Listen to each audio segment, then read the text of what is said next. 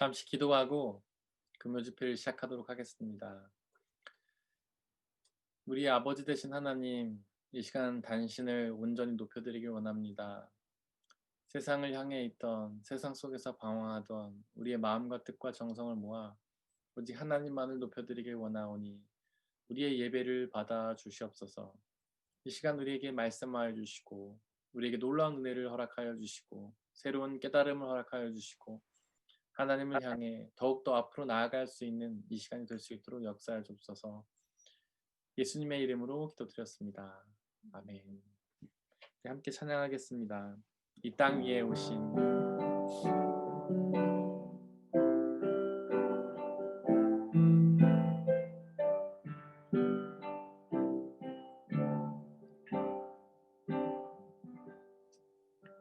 이 땅 위에 오신 하나님의 본체 십자가에 달리사 우리 죄 사하셨네.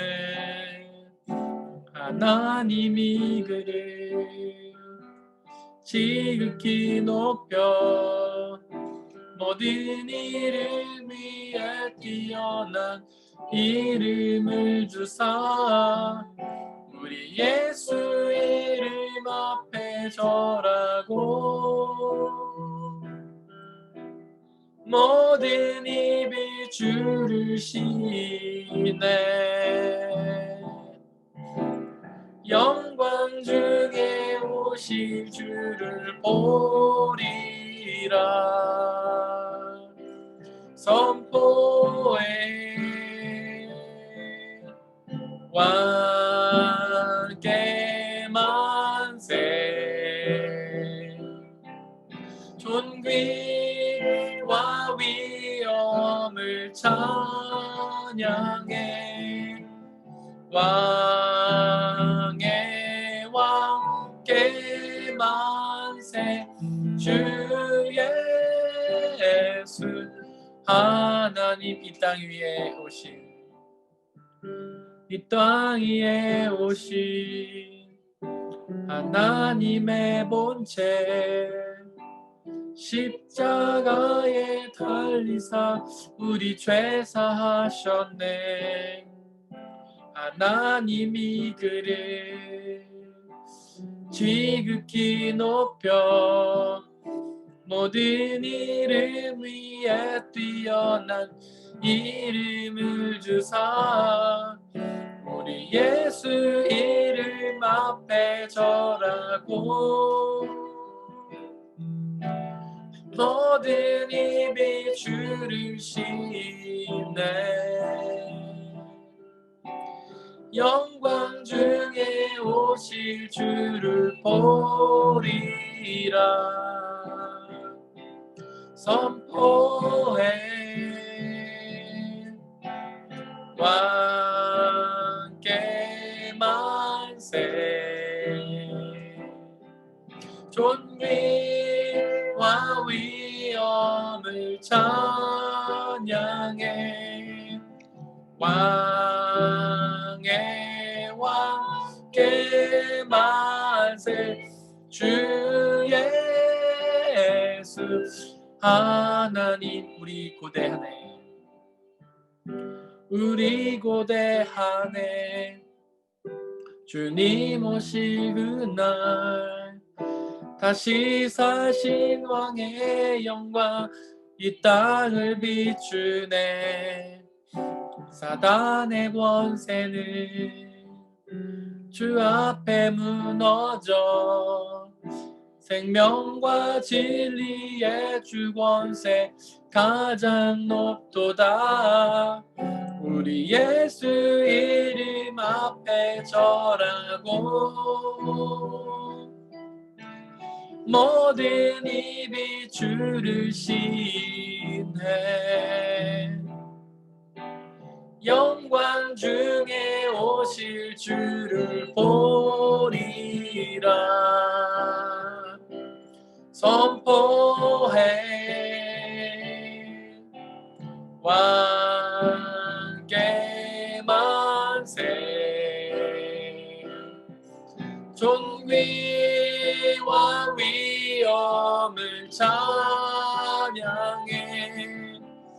왕의 왕께 만세. 주 예수 하나님. 우리 고대하네. 우리 고대하네. 주님 오실 그날 다시 사신 왕의 영광 이 땅을 비추네. 사탄의 권세는 주 앞에 무너져. 생명과 진리의 주 권세 가장 높도다. 우리 예수 이름 앞에 절하고 모든 입이 주를 씹네. 영광 중에 오실 주를 보리라 선포해. 왕께 만세. 존귀와 위엄을 찬양해. 왕의 왕께 만세. 주 예수 하나님 왕께 만세. 왕께 만세. 존귀와 위엄을 찬양해. 왕의 왕께 만세. 주 예수 하나님 왕께 만세. 왕께 만세. 존귀 찬양해. 왕의 왕께 만세. 주 예수 하나님. 우리 주 예수 그리스도께서는 원래 하나님이셨지만 이 땅에 우리와 똑같은 육신을 입고 오셨습니다. 그렇게 육신으로 오셔서 우리의 죄를 지고 십자가 위에서 죽으셨습니다. 또한 다시 부활하셔서 우리의 영원한 생명을 이루셨습니다. 그리고 그분은 다시 오셔서 우리에게 그 영원한 생명을 허락하시고 당신의 나라로 우리를 이끌어 가실 것입니다. 우리의 생명의 희망은 오직 예수님뿐입니다. 우리 그 예수님께 우리의 모든 영혼을 다 걸기를 원한다고, 우리의 마음과 뜻과 정성을 다 모으기를 원한다고 이 시간에 함께 기도하겠습니다. 아버지 하나님, 오직 예수 그리스도 앞에 우리의 모든 정성과 뜻과 마음을 모으게 하여 주시옵소서. 우리의 영혼을 걸게 하여 주옵소서. 우리의 미래를 다 걸게 하여 주옵소서. 우리의 모든 시간과 우리의 정성을 다 하나님께로 쏟게 하여 주옵소서. 예수 그리스도께서는 원래 하나님이셨지만 이 땅에 오셔서 십자가 달려 죽으심으로 우리의 죄를 용서하여 주셨습니다. 우리가 그 죄의 용서를 믿음으로 주님 앞에 나아가게 하여 주옵소서. 또한 예수님은 십자가에서 부활하심으로 우리의 영원한 생명을 완성하셨습니다. 우리가 그 완성을 믿으며 영원한 생명을 믿으며 하나님 기쁨으로 그 생명을 소망하며 나아갈 수 있도록 아버지 역사해 주옵소서. 우리가 하나님 죄만을 묵상하면서 우리의 죄책감에 시달리는 것이 아니라 우리를 용서하시고 우리의 죄를 다 사하시고 우리의 영원한 생명을 이루신 그 예수 그리스도를 바라보며 그 주님이 주시는 참된 기쁨과 자유와 행복을 누릴 수 있도록 아버지 역사해 주옵소서. 다시 오실 예수님을 소망하는 삶을 살게 하여 주옵소서.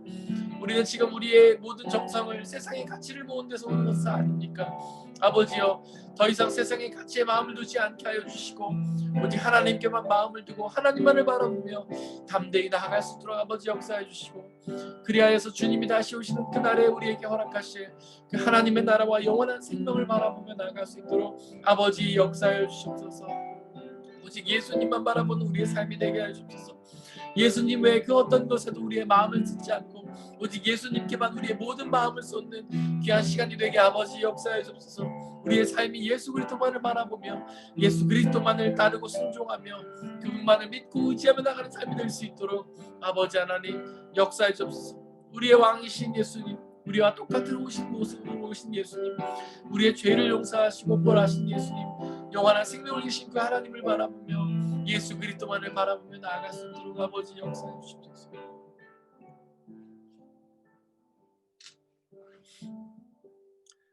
주 예수 내가 알기 전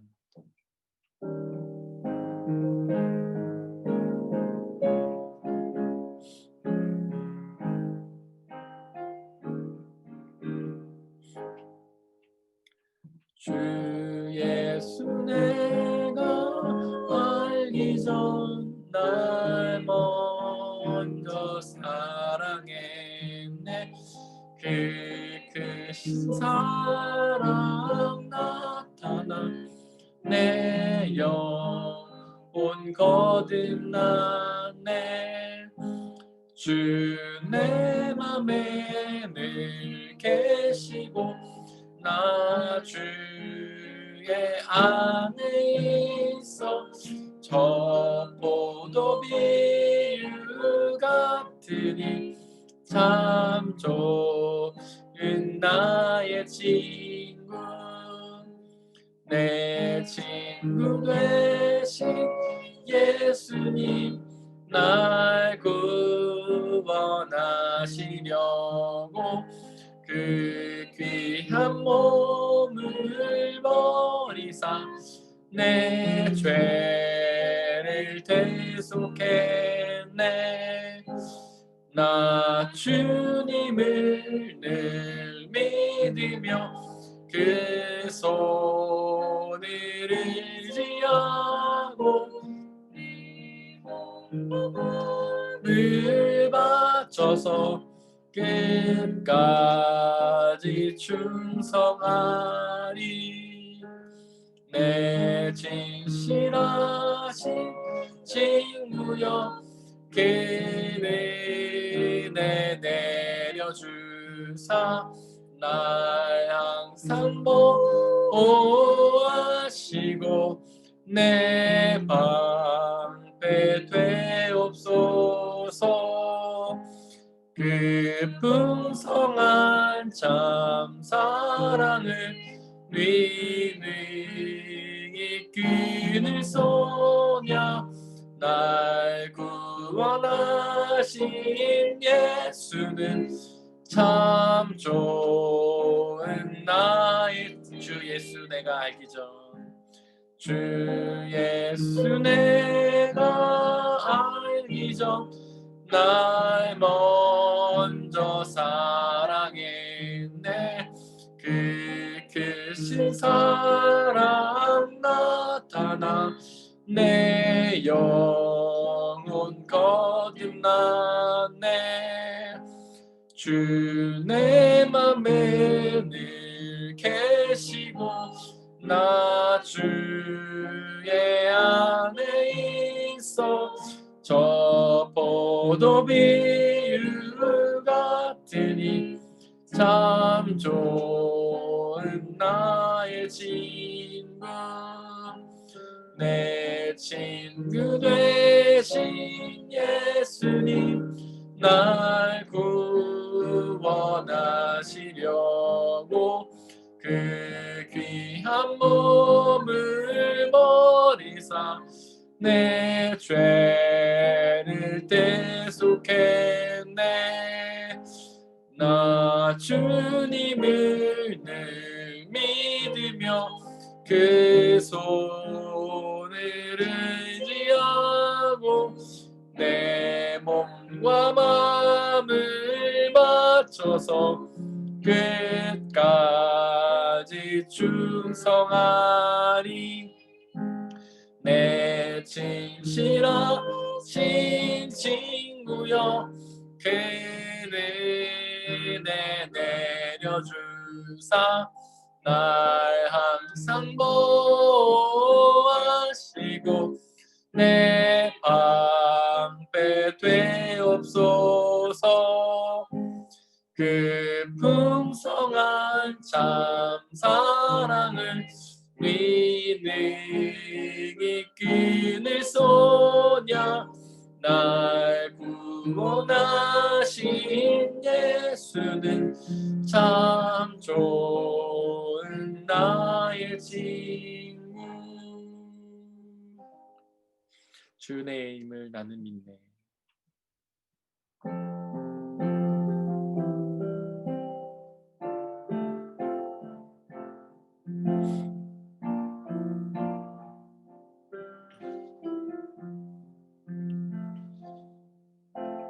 주 나의 모습 보네. 상한 나의 맘 보시네. 주 나의 눈물 안에 홀로 울던 맘 아시네. 주 나의 모습 보니. 주 나의 모습 보네. 상한 나의 맘 보시네. 주 나의 눈물 안에 홀로 울던 맘 아시네. 세상 소망 다 사라져가도, 세상 소망 다 사라져가도 주의 사랑은 끝이 없으니.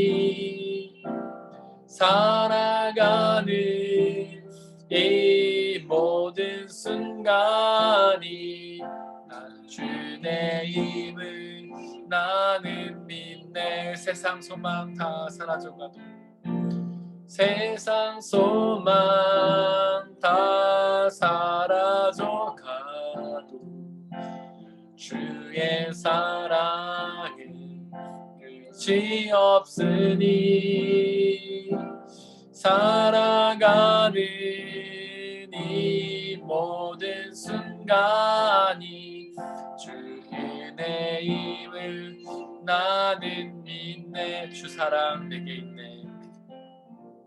주 사랑 내게 있네. 그 사랑이 날 채우네. 주 은혜 내게 있네. 그 은혜로 날 세우네. 주 사랑 내게 있네. 주 사랑 내게 있네. 그 사랑이 날 채우네. 주 은혜 내게 있네. 그 은혜로 날 세우네. 세상 소망 다 사라져가도, 세상 소망 다 사라져가도 주의 사랑은 끝이 없으니. 살아가는 이 모든 순간이 주 은혜 힘을 나는 믿네. 세상 소망 다 사라져가도, 세상 소망 다 사라져가도 주의 사랑은 끝이 없으니.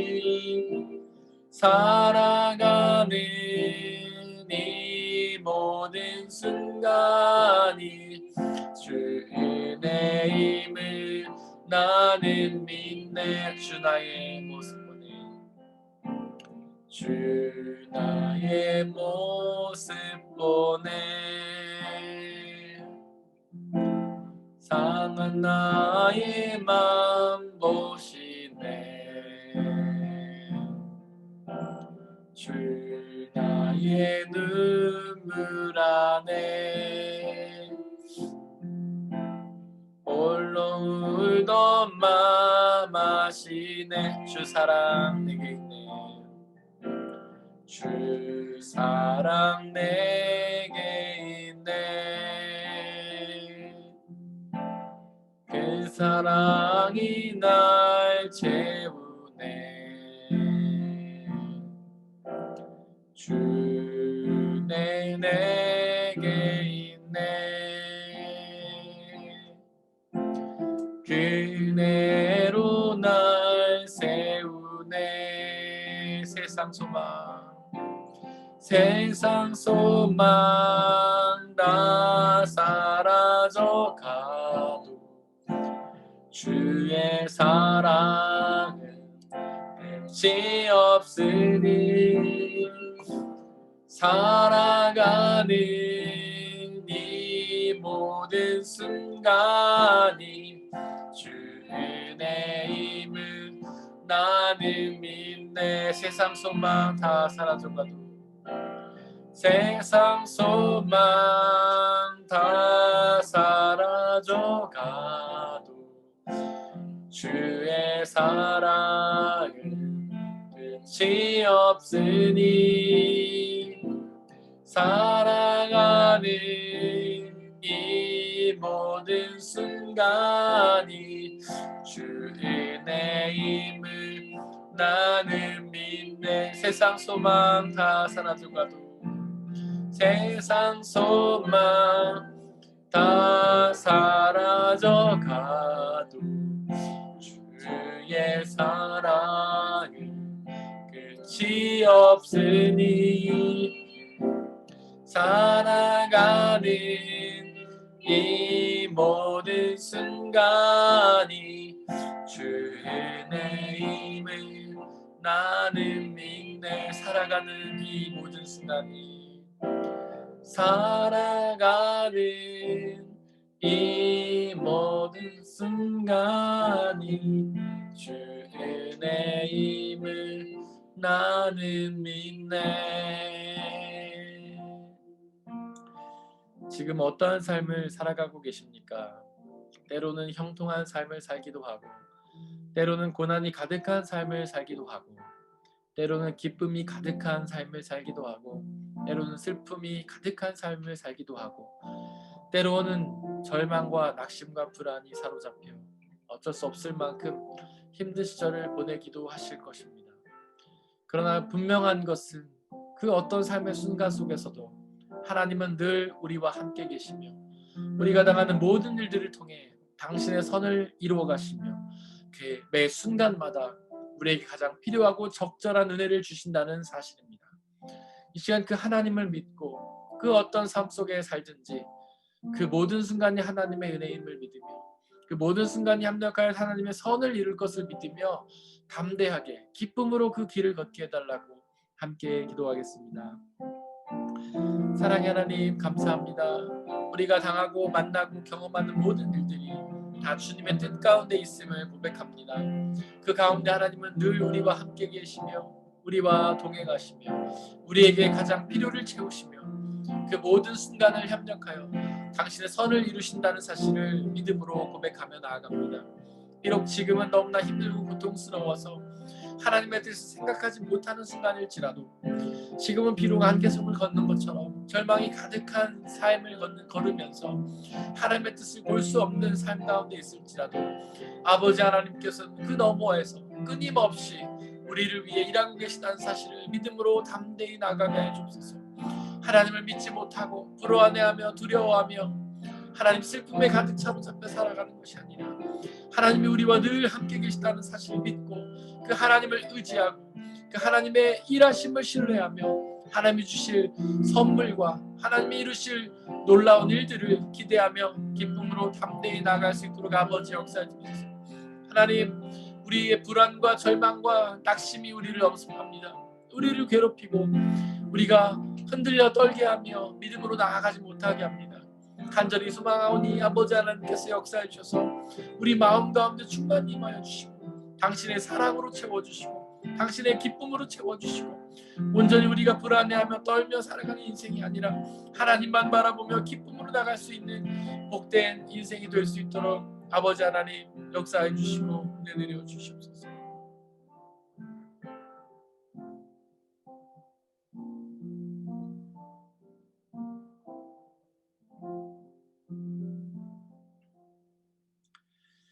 하나님 아버지, 이 시간 당신의 말씀을 기대합니다. 이 부족한 종의 입술을 통하여서 하나님의 말씀이 온전히 선포되게 하시고 성령 하나님 우리와 함께 해주시사 그 말씀이 온전히 이해되어지고 깨달아지고 믿어져서 그 말씀 속에 있는 영원한 생명과 이 세상을 승리와 기쁨과 평안으로 살아갈 수 있는 놀라운 비결을 우리에게 허락하여 주옵소서. 이 시간 말씀이 선포되고 말씀이 전해지는 이 순간만 하나님께서 지켜 보호해 주시고 말씀을 방해하는 모든 세력들을 물리쳐 주시옵소서. 감사드리며 예수님의 이름으로 기도드렸습니다. 아멘. 우리 지난주에 나눴던 말씀 잠깐 살펴보면서 넘어가도록 하겠습니다. 저희가 지난주 6절 말씀을 살펴보았는데요. 6절에 보시면은 하나님을 경외하는 것이 너의 믿음이고 온전한 길을 걷는 것이 내 희망이냐 이렇게 말씀이 나와 있습니다. 이 말씀은 바로 욥의 친구였던 엘리바스가 욥에게 한 그런 이야기였죠. 욥의 고난을 보고 욥이 그 고난 가운데서 나는 죄가 없는데 왜 하나님을 고난을 주시는가 이렇게 한탄하면서 불평했더니 지금 엘리바스가 이 6절의 말씀으로 욥에게 이야기를 하는 겁니다. 하나님을 경외하는 것이 너의 믿음이고 온전한 길을 걷는 것이 너의 희망인 줄 알았는데 왜 그렇지 못하냐는 것이죠. 하나님을 경외하지도 않고 온전한 길을 걷지도 않는다는 겁니다. 여기서 온전한 길을 걷는다는 것은 의인의 삶을 사는 것이죠. 이제 우리가 의라고 하면 사실 좀 오해할 수 있는데 뭐 정의 이런 걸 떠올리지 않습니까? 하지만 성경이 말하는 의는요, 믿음이에요. 그러니까 온전한 길을 걷는 것은 믿음의 길을 걸었다 이런 뜻이죠. 근데 여기서 이렇게 물음표를 달면서 욥의 그런 그 행동을 비꼬고 있지 않습니까? 그건 뭐냐면 욥이 믿음 가운데 걷지 못했다는 것이죠. 죄 가운데 살았던 겁니다. 지금 엘리바스는 욥을 이렇게 판단한 이유는 욥의 겉모습을 보고 판단한 거예요. 욥이 지금 고난을 당하고 있는 그 상황을 보고 그가 죄를 지었다고 생각하는 겁니다. 즉 죄를 지어서 고난당한다 이렇게 생각하는 것이죠. 이거는 우리가 그동안 나눴던 것처럼 사람의 지혜 전통 아닙니까?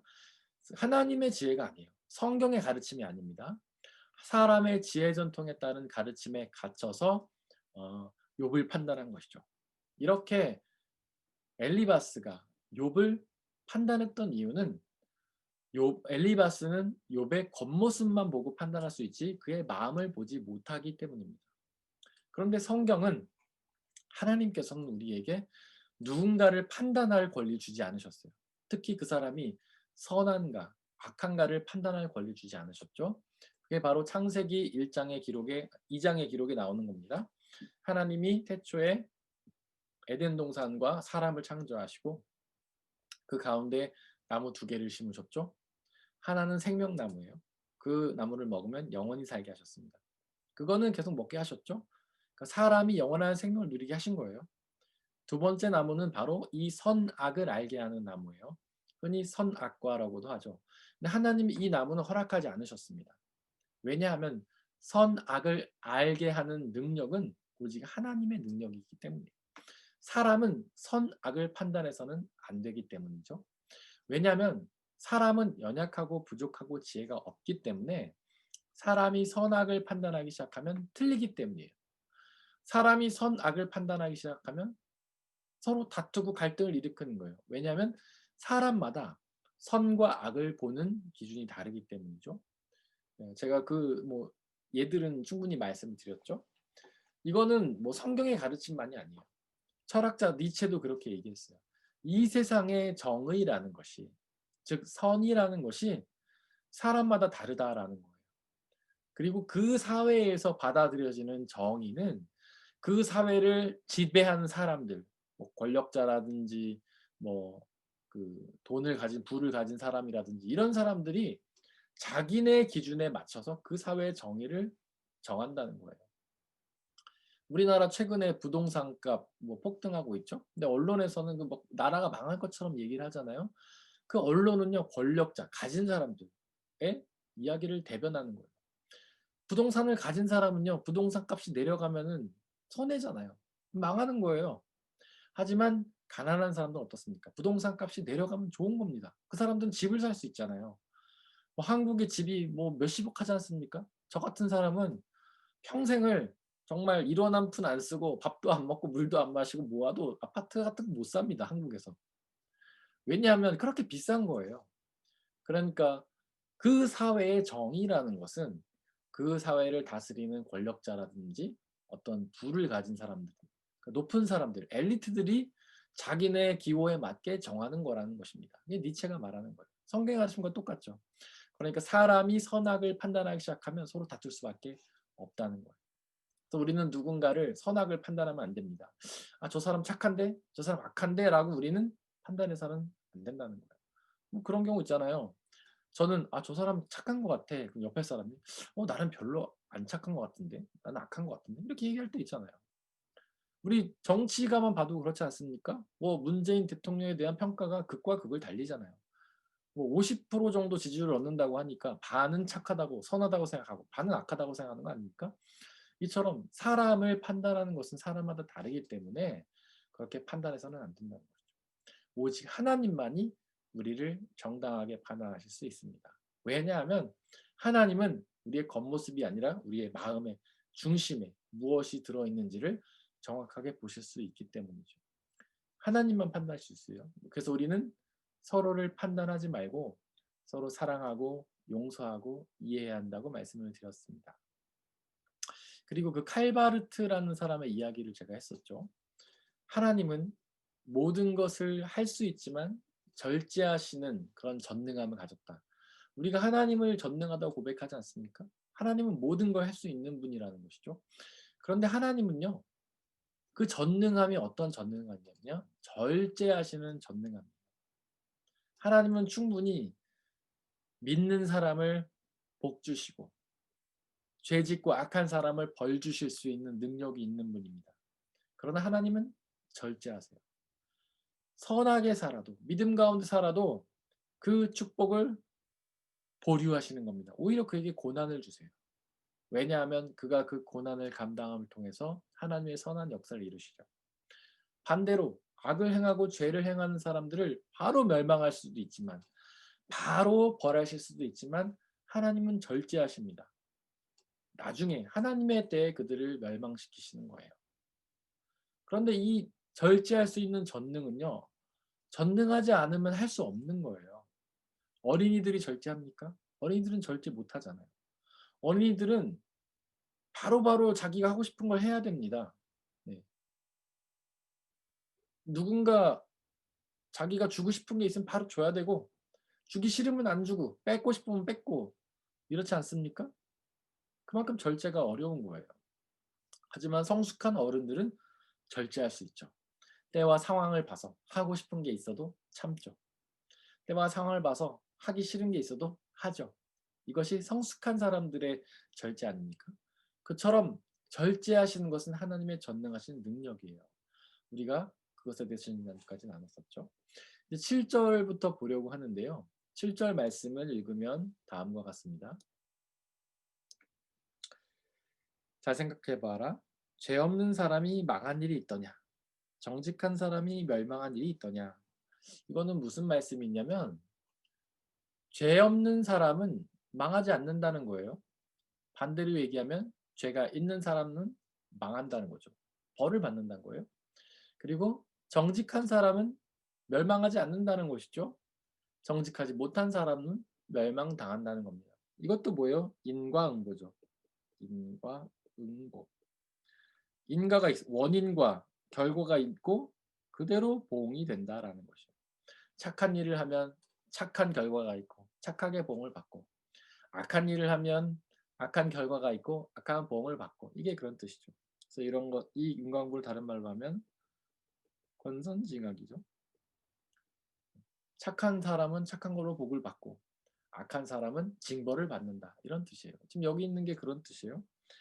그러니까 이 말은 뭐냐면 이거 엘리바스의 말이죠. 요백이 한 말이에요. 어, 엘리바스가 봤더니 욥은 망하고 있어요. 망하는 걸 보니까 욥은 죄가 있는 거죠. 또 엘리바스가 보니까 욥이 멸망하고 있어요. 그러니까 욥은 정직하지 못한 거죠. 지금 엘리바스는 욥을 그렇게 판단하고 있는 것입니다. 이 엘리바스의 말은요, 크게 두 가지 오류가 있어요. 첫 번째는 저희가 쭉 해오고 있는 이야기처럼 사람의 지혜에 갇힌 대답이죠. 이게 펜이 정확하게 잘 안 써져서 글씨가 잘 안 보이실 수도 있겠네요. 1번은 사람의 지혜에 갇힌 대답이라는 겁니다. 사실 엘리바스도 신앙인이었어요. 당시에 이제 왕들은 이스라엘의 그 여러 부족들을 다스리는 왕들은 여러 가지 역할을 한다고 했죠. 나라를 다스리는 역할도 했고, 성경을 가르치는, 율법을 가르치는 율법 선생의 일도 했고, 사람들을 판단하는 재판장의 역할도 했다고 했어요. 그러니까 엘리바스는요, 성경을 가르치는 사람이에요. 하나님의 말씀을 가르치는 사람이에요. 하나님에 대해 잘 알았던 사람입니다. 그럼에도 불구하고 지금 그는요, 하나님의 지혜에 갇혀 있는 것이 아니라 사람의 지혜에 갇혀 있는 거예요. 사람의 지혜에 갇혀서 욥을 판단하고 있습니다. 뭐 사실 교회 안에 이런 사람들이 꽤 많아요. 그런 분들은 뭔가 신앙인의 언어로 다른 사람들에게 이야기하는 것 같지만 사실 사람의 지혜에 갇혀 있을 때가 많아요. 요즘 뭐 그런 말하는 성도들이 있지 않습니까? 어떤 사람 사업이 잘 돼, 복 받아. 얼마나 하나님 앞에 믿음 생활 잘하면은 신앙 생활 잘하면 저렇게 복을 받을까? 헌금도 많이 하더니 봉사도 많이 하더니 복을 받네. 이렇게 얘기하죠. 이게 뭐예요? 인과응보예요. 원선징악입니다. 또 반대로 이렇게 얘기해요. 저 사람 사업도 어렵고 건강도 나빠지고 이런 걸 보니까 에휴 회개를 안 해서 그래. 죄를 많이 졌네. 헌금도 안 하고 봉사도 안 하더니 참 저렇게 사는구나. 이렇게 얘기한 사람도 있죠. 들어본 적 있으시죠? 이게 바로 뭡니까? 권선징악과 인과응보예요. 이게 뭐예요? 바로 사람의 지혜에 갇힌 겁니다. 하나님을 믿는 사람임에도 불구하고 하나님의 지혜에 갇혀 있지 않고 사람의 지혜에 갇혀 있는 거예요. 혹시 우리 스스로도 이런 생각할 수도 있습니다. 여러분들이 만약에 스스로가 뭔가 일을 하는데 잘 안 돼요. 내가 무슨 죄를 졌나? 하나님한테 회개를 안 했나? 헌금을 안 해서 그런가? 봉사를 안 해서 그런가? 이런 생각을 한다면 우리는 사람의 지혜에 갇혀 있는 겁니다. 하나님의 지혜는 그런 게 아니에요. 하나님은요, 우리가 잘 믿는다고 무조건 축복해 주는 분은 아니에요. 잘 믿어도 고난당할 수 있습니다. 그것이 바로 욥기가 말하고 있는 메시지죠. 예수 그리스도께서 십자가에서 말하고 있는 메시지입니다. 반대로 예수님도 안 믿고 죄 짓고 사는데요. 세상에서 잘 살 수 있어요. 그런 사람 너무 많잖아요. 지금. 우리 대기업 사장들, 회장들 예수님 안 믿는데 돈 많이 벌고 잘 사는 사람 얼마나 많습니까? 사람의 지혜는 틀렸어요. 우리는 하나님의 지혜에 갇혀서 이야기를 해야 됩니다. 이 사람의 지혜는요. 다른 말로 하면은 뭐냐면 고정관념이라고 할 수 있어요. 이 시대의 사람들이 고정적으로 가지고 있는 관념들. 네? 그런 게 사람의 지혜라고 할 수 있습니다. 그런 거 너무 많죠. 아까도 말씀드렸던 그런 것들. 뭐 다른 것도 있죠. 어, 뭐 여러 가지가 있겠죠. 고정관념. 또 다른 말로 하면 상식이라고 할 수 있어요. 우리 그런 말 하잖아요. 다른 사람, 야, 너 상식선에 좀 생각해봐. 저게 상식적으로 말이 되니? 이런 이야기 하죠. 근데 상식이라는 게 어디 있습니까, 여러분? 여러 사람이 생각하는 것의 모음일 뿐이지 모두가 다 그렇게 생각하는 것도 아니고 그것이 옳은 것도 아니잖아요. 상식이라는 게 다 같은 말이에요. 또 객관이라는 말 있죠. 객관. 우리 그런 말 하잖아요. 야, 객관적으로 볼 때 저 사람은 악해. 객관적으로 볼 때 저 사람은 선해. 그런데요. 어떤 철학자가 이렇게 말했어요. 객관이라는 건 없다는 거죠. 이 시대에 객관은 없습니다. 온 인류가 모든 사람들이 공통적으로 추구하는 가치라는 것은 없다는 거예요. 선도 제가 아까 말씀드렸죠. 사람마다 다르다고. 문화마다 달라요. 제가 늘 예를 드는 게 있지 않습니까? 일부 다처, 일부 일처. 뭐가 선입니까? 많은 사람들은 일부 일처가 선이라고 생각하지만 아직도 일부 다처가 선이라고 생각하는 사람들이 있어요. 이 세상에는 객관이라는 게 없어요. 그래서 그 철학자는 뭐라고 하냐면 요즘에는요. 교차주관의 시대다. 교차주관의 시대다 이렇게 말해요. 객관이라는 건 존재하지 않고 단지 주관적으로 생각하는 사람들이 많이 생각하는 것, 그거를 좀 사람들이 상식적으로 받아들인다. 교차주관의 시다 이렇게 말해요. 또 이 고정관념, 뭐 사람의 지혜 이런 걸 다른 말로 하면요 뭐라고 할 수 있냐면 시대정신이라고 할 수 있어요. 시대정신. 시대정신. 헤겔이 말한 거죠. 헤겔. 철학자 헤겔. 뭐 절대정신이라고도 말했는데 이 시대를 움직이는 정신이 있어요. 시대정신이라는 게. 지금은 시대정신이 뭡니까? 자본주의 시대예요. 물질 만능 시대입니다. 돈이 최고인 시대예요. 지금은 자본이 있는 사람이 모든 경제 정치를 다 이끌어 갑니다. 우리는 태어나서 돈 버는 게 삶의 목적이에요. 많은 사람들이 그렇게 삽니다. 왜 학교 다니죠? 공부 잘해서 취직 잘하려고, 사업 잘하려고, 훌륭한 사람 되려고. 훌륭한 사람 왜 됩니까? 사업 왜 합니까? 취업 왜 합니까? 돈 벌려고 하는 거 아니에요. 결국 돈이에요. 돈이 생기면 뭐해요? 또 투자해서 또 돈을 벌든지 아니면 저축을 하든지 계속해서 돈을 더 모으려고 해요. 이 세상에 수많은 사람들이, 다는 아니죠. 수많은 사람들이 이렇게 생각을 하고 살아요. 시대정신이에요. 아직도 티베트나 뭐 방글라데시 이런 데는 원시 생활을 하면서 자본주의와 완전 동떨어진 삶을 사는 사람도 있죠. 그렇기 때문에 시대정신이 옳다고 말할 수도 없고 객관이라고 말할 수 없어요. 하지만 많은 사람들이 공통적으로 하는 생각이에요. 그 다음에 이걸 다른 말로 하면 패러다임이라고 할 수 있어요. 패러다임. 패러다임 이야기 많이 들어보셨죠? 뭐 패러다임을 바꿔야 된다. 우리는 패러다임을 전환해야 된다. 뭐 이런 얘기 많이 듣잖아요. 근데 그거는 굉장히 그러니까 패러다임이 뭔지를 좀 오해하는 데서 오는 말이고요. 패러다임이라는 거는 사실 시대 정신 같은 뜻이에요. 사람의 지혜, 고정관념, 많은 사람들이 생각하고 있는 고정관념, 많은 사람들이 생각하는 상식, 객관, 시대정신, 패러다임 다 같은 말이에요. 근데 이 패러다임, 뭐 시대정신, 상식, 사람의 지혜 우리가 계속해서 말하지만 이거는 불완전하고 유한합니다. 계속 바뀌어요. 지금은 시대정신이 제가 자본주의라고 말씀드렸죠. 바로 전에 중세시대 때는 시대정신이 뭐였습니까? 그때는 봉건주의였죠. 봉건주의. 혹은 봉건주의 혹은 왕정. 그때는요. 돈이 중요하지 않고 땅이 중요합니다. 땅. 뭐 지금도 땅을 중요하게 생각하는 사람도 많지만 사실 그 땅을 중요하게 생각하는 이유는 돈을 벌기 위해서죠. 부동산 투기. 하지만 그 중세시대 때는 정말 땅이 중요했어요. 땅을 가진 사람이 모든 걸 가진 겁니다. 땅이 없는 사람은 땅을 가진 사람들에게 가서 그들에게 일을 해가지고 거기서 얻어진 소득의 얼마를 먹고 주로 이제 곡식이겠죠. 뭐 동물이든지 식량일 겁니다. 그런 거를 얻어먹으면서 삶을 살았어요. 그 당시에는 땅이 중요했어요. 그 전에는 뭡니까? 뭐 수렵하고 채취하고 이러면서 살지 않았어요? 이런 시대 정신들이 바뀐다는 거예요. 패러다임도 바뀐다는 겁니다.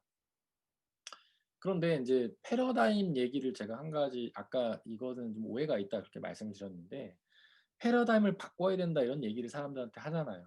근데 패러다임은요 우리가 바꿀 수 있는 게 아닙니다. 시대 정신을 우리가 바꿀 수 있습니까? 자본주의를 우리가 갖고 오고 싶어서 갖고 왔나요? 사회적으로 그런 요구가 생겨서 그게 바뀐 거예요. 옛날에는 땅 가진 사람이 어, 제일 잘 살았던 이유는 어떤 생산수단이 좋지 않았기 때문입니다. 그런데 생산수단, 뭐 산업혁명이 일어나면서 생산수단이 현대화되고 하면서 이제는 땅을 가진 사람이 아니라 물건을 잘 생산하고 만드는 사람들이 우위를 지니게 되면서 시대 정신이 바뀐 거예요. 봉건주의에서 자본주의로. 이거는 이 세상이 요구를 해서 바뀌는 거지 우리가 바꿀 수 있는 게 아닙니다.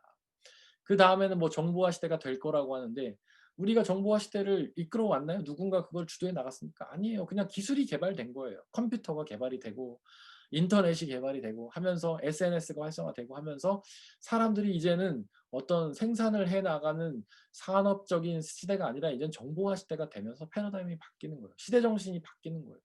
다만 우리는 그 시대 정신 앞에서 두 가지 선택이 있을 뿐입니다. 그 시대 정신을 받아들이고 내 것으로 받아들이고 살 것이냐 아니면 그것을 거스르며 살 것이냐.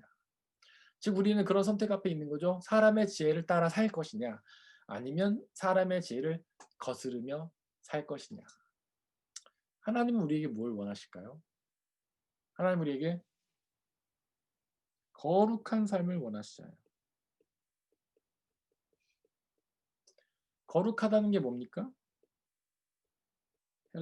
히브리어로 카도시. 다르다는 뜻이잖아요. 다르다. 하나님 우리에게 다른 삶을 요구하십니다. 하나님 우리에게 사람의 지혜를 따르지 않는 삶을 살길 원하시는 거예요. 하나님은 우리에게 사람의 지혜가 아니라 하나님의 지혜를 따르길 원하시는 원하신다는 겁니다. 하나님 우리에게 고정관념에 갇히지를 않길 원하세요. 상식 수준에 머물지 않기를 원하세요. 상식을 초월하는 하나님의 놀라운 지혜를 받기 원하시죠. 하나님 우리가 이 시대 정신에 이 시대의 패러다임에 갇히길 원하지 않으세요. 그저 자본주의적인 시대 정신에 자본주의 패러다임에 갇혀서 돈 버는 기계로 돈 쓰는 기계로 살길 원하지 않으신다는 겁니다. 하나님의 지혜를 따르길 원하신다는 것이죠. 하나님을 찬양하고 예배하고 하나님을 사랑하고 이웃을 사랑하는 그런 삶을 살기를 원하신다는 것입니다. 그러니까 우리는 이 사람의 지혜에 갇혀 살면 절대로 안 되는 것이죠. 또한 이 7절 말씀에서 엘리바스가 첫 번째로 잘못한 오류는 사람의 지혜를 따라서 말하는 오류라고 말씀드렸죠. 두 번째 오류는 뭐냐면요. 죄 없음과 정직을 동일시했다는 겁니다. 죄 없음과 정직을 동일시하는 오류를 범합니다. 그러니까 죄의 반대는 뭡니까? 의예요. 제가 아까도 말씀을 드렸지만 성경에서 의는 뭐 공의, 정의 이런 게 아니고 도덕적인 윤리적인 그런 법이 아니고 믿음이라고 말씀드렸죠. 죄의 반대는 믿음이에요, 믿음. 죄는 윤리적이며 도덕적인 잘못을 의미하는 게 아닙니다. 죄는 믿지 않음, 하나님을 믿지 않음이잖아요. 불신앙이죠. 죄는 불신앙, 믿지 않음. 그러니까 죄의 반대인 의는 믿음이란 뜻이죠. 이 믿음과 정직, 이 정직이 뭡니까? 도덕 법칙이잖아요. 도덕, 윤리적인 법칙이잖아요. 이 의와 도덕 법칙을 동일시하는 오류를 범했어요. 반대로 얘기하면 죄와 악, 잘못을 동일시하는 오류를 범했습니다. 제가 이전에도 말씀드린 적이 있지만 죄와 악은 다른 겁니다. 악이나 잘못은요, 도덕적인 잘못을 말해요. 성경은 도덕적인 잘못을 악이나 잘못이라고 표현해요. 주기도문에도 보면 우리가 우리의 잘못을 용서하신 것처럼 우리의 죄를 용서해달라 이렇게 표현하고 있잖아요. 사람들끼리는 죄를 짓는 게 아닙니다. 죄는 하나님께만 짓는 거예요. 사람들끼리는 잘못을 하거나 악을 행하는 거예요. 이게 뭐냐면 바로 윤리적인 도덕적인 법칙. 이거는 다른 거예요. 다른 건데 이 엘리바스는 같은 거라고 오류를 범하고 있습니다. 다른 겁니다. 하나님을 믿는 사람들이, 의로운 사람들이 도덕적이지 않은 사람도 있어요. 반대로 하나님을 믿지 않는 죄인들이 악을 행하지 않고 윤리적인 사람도 있어요. 우리는 그런 착각을 하잖아요. 야, 믿지 않는 사람들은 악을 행할 거야. 하나님을 믿는 사람들은 다 도덕적일 거야. 착한 일을 할 거야. 이렇게 생각하지만 실제로 그렇지 않다는 거예요. 하나님을 믿는 사람들이 악을 행할 수도 있고 믿지 않는 죄를 범하는 사람들이 도덕적인 사람도 있죠. 지금 우리가 너무 많이 보지 않습니까? 언론의 대기업 사장들 하나님을 믿지 않는데도 아니, 그 대기업 사장 아니고 잘못 예를 들었습니다. 이 세상에 하나님 믿지 않는데도 착한 사람이 많잖아요. 이 세상에 하나님을 믿는데도 악한 사람이 많잖아요. 그 순전한 기독교라는 책이 있어요. C.S. 루이스가 쓴 책에 보면 거기에 그 사람을 판단하지 말라는 이야기가 나오면서 그런 예가 나옵니다. 그러니까 어떤 사람이 굉장히 그 집안 전체가 다 악한 사람들만 있는 집안에서 태어났어요. 예를 들면 마피아 집안에서 태어났어요. 근데 그 사람이 어려서부터 자란 것들은 자라면서 본 것들은 다 마피아들이 하는 거예요. 막 사기치고 도둑질하고 뭐 마약하고 이런 것만 보고 자랐다고 쳐요. 이 사람이 어느 날 예수님을 믿었어요. 너무 뜨겁게 만났어요. 그러면 그 사람이 어느 순간에 갑자기 자기가 했던 수많은 악함들, 윤리적인 도덕적인 잘못들, 막 거짓말, 사기 뭐 이런 거를 갑자기 끊을 수 있을까요? 쉽지 않다는 거예요. 왜냐하면 그걸 끊기 싫어서가 아니라 그는 워낙 어려서부터 그걸 보고 자라가지고 그게 악한지조차 모르는 경우가 있는 거예요. 우리 뭐 그런 이야기 있잖아요. 바늘도둑이 소도둑된다 뭐 그런 얘기하면서 어떤 아이들이 어렸을 때 조그만 걸 이렇게 훔쳐갖고 왔는데 부모가 혼을 낸 게 아니라 칭찬해 주었더니 아 도둑질이 좋은 거구나라고 생각하고 계속해서 도둑질을 해왔다고 하잖아요. 그러니까 어려서 배운 거는 이게 나쁜 건지 좋은 건지 판단이 안 되는 거예요. 그러니까 어려서부터 너무 악한 데 살아왔던 사람은 하나님을 믿는다고 해서 갑자기 선해지지 않는다는 거예요. 반대로 하나님을 믿지 않는데도 불구하고 어려서부터 가정교육을 잘 받았어요. 집에서 야 이거는 절대 하지 마. 이거는 도덕적인으로 나쁜 거야. 이런 거 하면 안 돼. 사람은 착하게 살아야 돼. 그래갖고 어렸을 때 계속 가정교육 받았다고 해봅시다. 그래갖고 막 정말 악한 일은 하지 않는 거예요. 길에 침도 안 뱉고 쓰레기도 안 버리고 네? 거짓말 이런 건 당연히 안 하고 무슨 사기 절대로 안 치고 남을 도우면서 살고 그런데 하나님을 안 믿어요. 그런 사람이 있을 수 있잖아요. 그거를 그렇기 때문에 우리가 그 사람의 행실을 보고 믿음을 판단하면 안 된다는 거예요. 그 마피아에서 자란 사람 보고 야, 저 사람은 악을 행하는 걸 보니 믿음이 없어 라고 판단할 수도 없고 아, 저 사람은 착하고 도덕적으로 사네 하나님을 믿나 봐 라고 생각할 수도 없다는 것이죠. 우리는 결코 그 사람의 겉모습을 판단할 수 없는 겁니다. 사람의 지혜는 틀리다는 거예요. 권선징악은 틀리다는 거예요. 하나님은 어떤 사람을 더 사랑하실까요? 하나님은 도덕에는 별로 관심이 없으십니다. 도덕에는 도덕적인 잘못에 대해서는 관대하세요.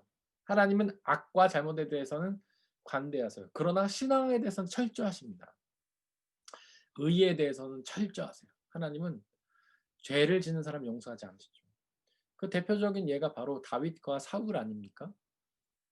사울은 그런 되게 그 외모가 훌륭한 사람이다, 준수한 사람이었다라고 나오는데 사실 그게 뭐 얼굴이 정말 잘생겼다는 뜻이기도 하지만 그는 교육을 잘 받고 자란 거예요. 어렸을 때부터. 그래가지고 도덕적이면서 윤리적인 사람이었습니다.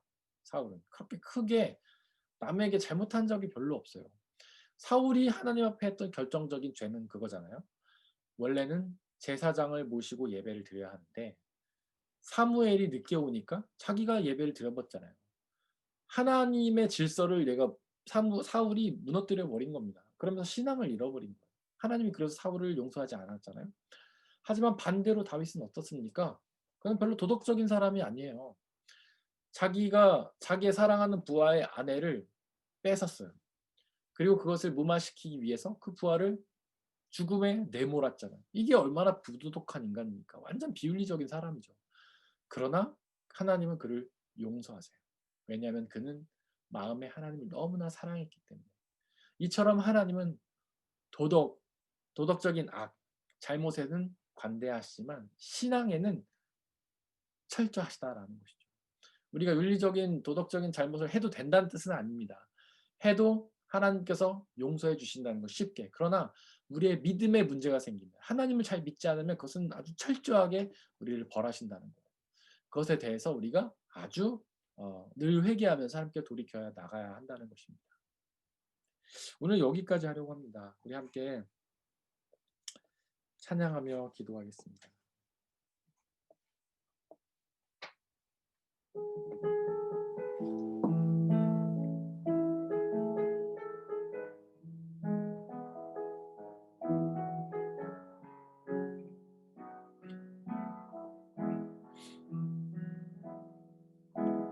주의 보좌로 나아갈 때에 어떻게 나가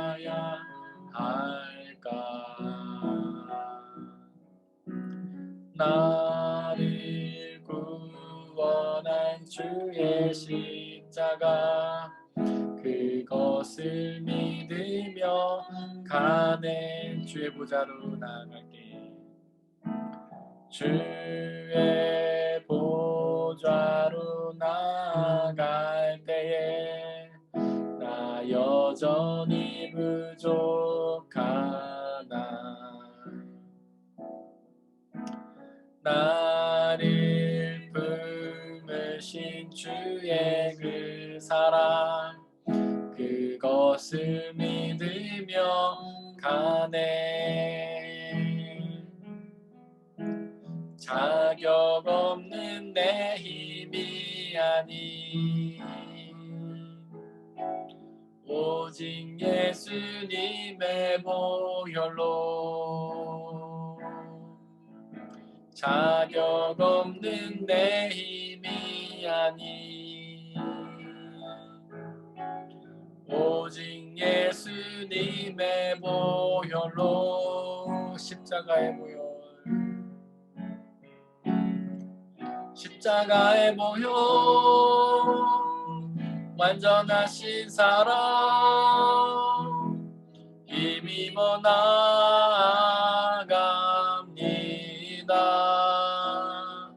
십자가의 보혈, 완전하신 사랑 힘입어 예배함. 주의 보좌로 나아갈 때, 주의 보좌로 나아갈 때에 어떻게 나가야 할까? 나를 구원한 주의 십자가 그것을 믿으며 가네. 주의 보좌로 나갈게.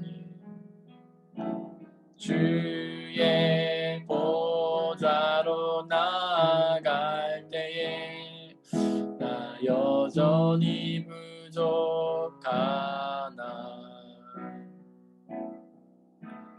나를 품으신 주의 그 사랑 그것을 믿으며 가네. 자격 없는 내 힘이 아닌 자격 없는 내 힘이 아닌 오직 예수님의 보혈로. 자격 없는 내 힘이 아닌 오직 예수님의 보혈로.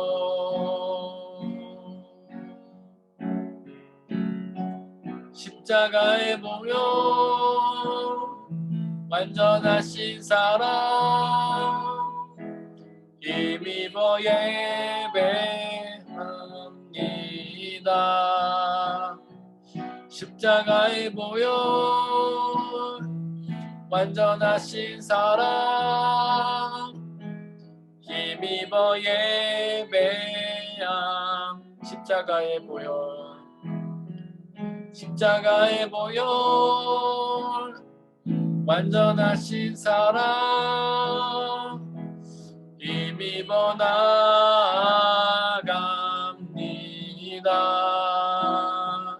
십자가의 보혈, 완전하신 사랑 힘입어 예배합니다. 우리가 주님 앞에 나아갈 때 무엇으로 나가려고 합니까?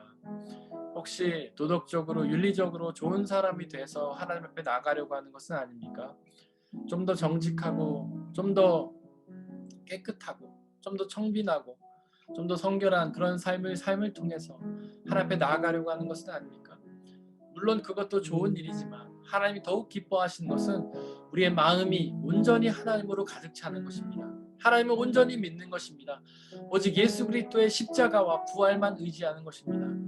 이 시간 그렇게 오직 하나님만 믿게 해달라고 예수 그리스도의 십자가의 보혈과 믿음으로 부활로 가득 채우게 해달라고, 성령의 충만함으로 하나님 우리의 마음을 채우고 나가게 해달라고 이 시간 함께 기도하겠습니다.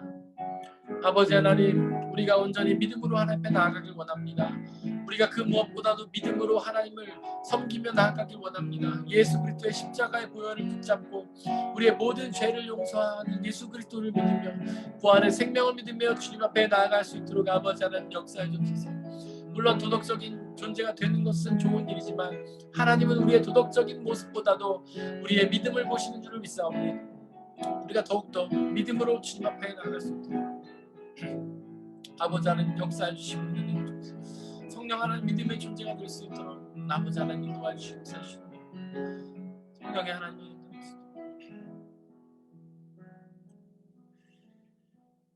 아버지 하나님, 하나님은 우리의 겉모습이 아니라 우리의 마음을 보시는 분이심을 고백합니다. 하나님은 우리의 도덕적이며 윤리적인 모습이 아니라 우리의 믿음을 보신 줄을 믿습니다. 우리가 오직 그 믿음을 마음에 채우고 하나님을 온전히 믿으며 살아가게 역사해 주옵소서. 도덕적인 존재가 되는 것도 좋지만 온전히 더욱 하나님을 믿고 의지하며 하나님만 예배하며 나가게 하여 주옵소서. 앞으로의 삶을 주님께서 축복하여 주시고 하나님으로 가득 채워 주옵소서. 예수님의 이름으로 기도드렸습니다.